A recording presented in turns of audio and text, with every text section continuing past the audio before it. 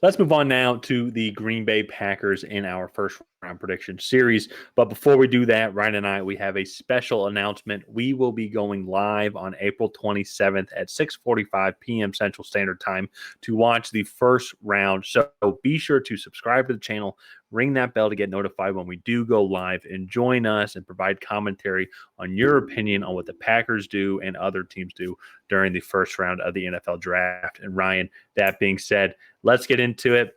The Packers have had the most eventful, uneventful offseason. That I mean, it's up there maybe with the Texans last year with everything going on with Deshaun Watson. Not nearly as controversial, but it's just everything going around with the trade with Aaron Rodgers. It just kind of consumed essentially the entire Packers. They are kind of in limbo this entire offseason. So we don't really know when he's going to get traded, if he's going to get traded now, if it's going to be before or after the draft. I would not be surprised if it's like it's the Jets' turn to pick at 13, and then it's like, and then like, all right, yeah, like then let's make the trade from there. So yeah, but really kind of until then, a lot of what the Packers, I think the organization seems to be doing is in limbo, as I said. However, no matter what happens, let's say they get the 13th pick from the Jets. Let's say they get a couple second-round picks. I think this pick does not change. I think that that they are going offensive weapon in an entire way for this pick. What are your thoughts on that? No, I mean, I agree. I think you look at what they've done defensively. They've invested a lot in that defense as of late. Jair Alexander, Eric Stokes. Last year was Quay Walker and Devontae Wyatt in the first round. And so I think you look at that and it's like, okay, they've invested a lot into this defense. I think it's time that they show this offense some love, especially with a primarily offensive head coach. So they did draft a couple receivers, Romeo Doubs and then Christian Watson last year. But those guys are primarily on the outside. And I think if you look at where this receiving class is strong, it's in the slot at either wide receiver or tight end. Yeah. And I think there's a couple guys that would really fit the system well. I'm going to start out with Jackson Smith and Jigba. Probably the most polished route runner in this class.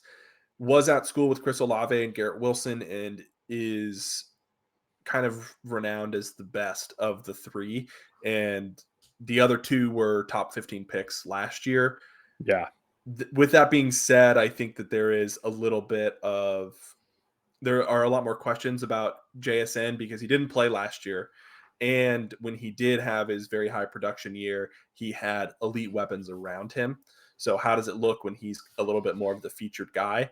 And I know what you're saying. Green Bay already has some weapons. So I think that is a system that would be a really good fit for him because he could come in and not necessarily be the featured guy, but kind of be like a 2B or a 2A type of wide receiver.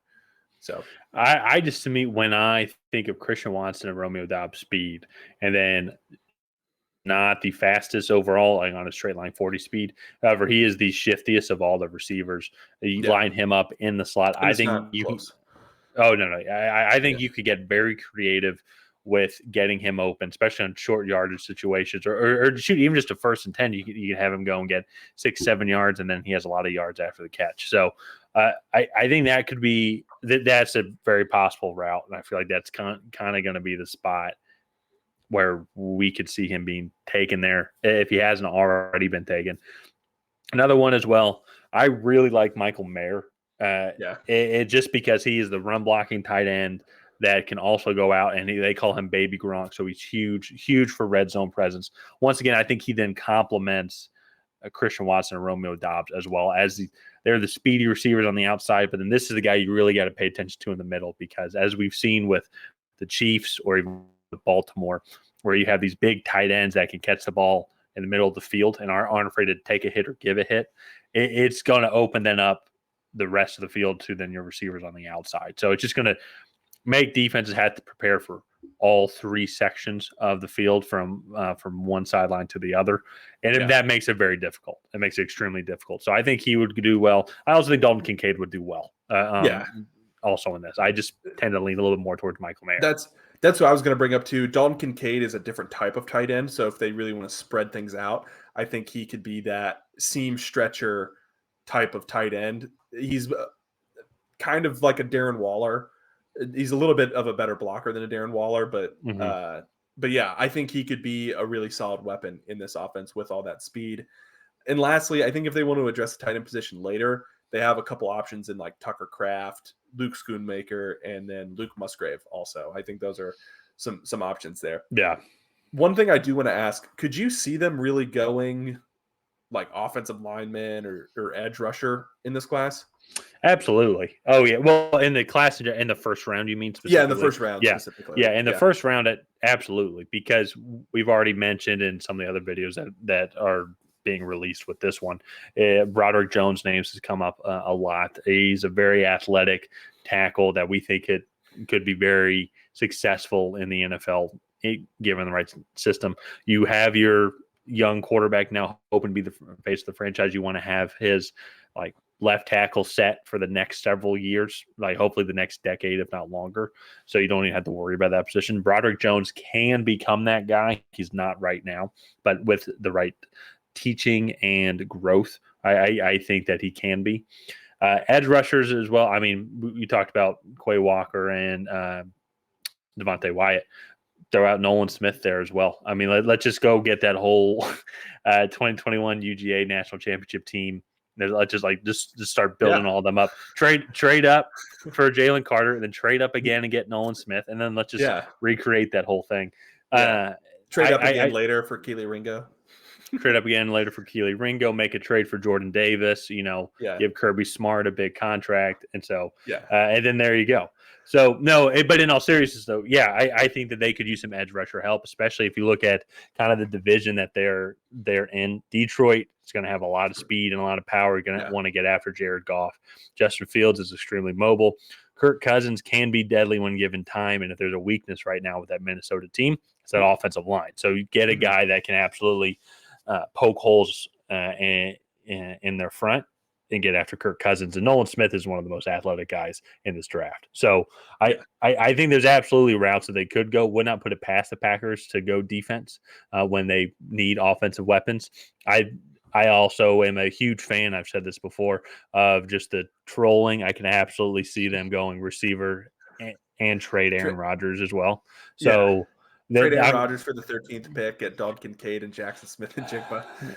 That 15. The troll in me and a guy who loves memes would just absolutely love that. That I would just laugh very hard at that. So but that being said, though, those would be two great picks. I mean, they would come in, I think, help a lot of fun options for your new quarterback and Jordan Love to throw to.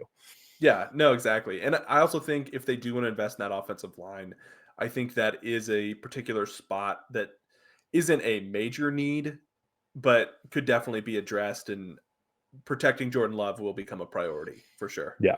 So I would say that's where it's not as major of a need. It's a need, but I think you can get that in the second round. Steve Avila is going to be around that time. Cody Mock's going to be around that time. There's still going to be then other Matthew Bergeron, Tyler Steen. Yeah. So, and then if you want to address the interior, you have Joe Tippmann, Luke Whippler. I think John Michael Schmitz is going to be gone by then. But maybe we'll just have to see how it falls. Yeah. But yeah, so I think that's going to wrap up the Green Bay Packers draft preview. Go ahead and like and subscribe and leave a comment down below on what you want to see the Packers do at the 15th overall pick. And before you leave, go ahead and go over to our channel. Tyler and I, we are going live for the first round of the NFL draft. So hit the bell on that video and get notified when we go live. And you can leave your comments and ask us questions when we are live. And we will do our best to answer them. And other than that, we will see you guys next time.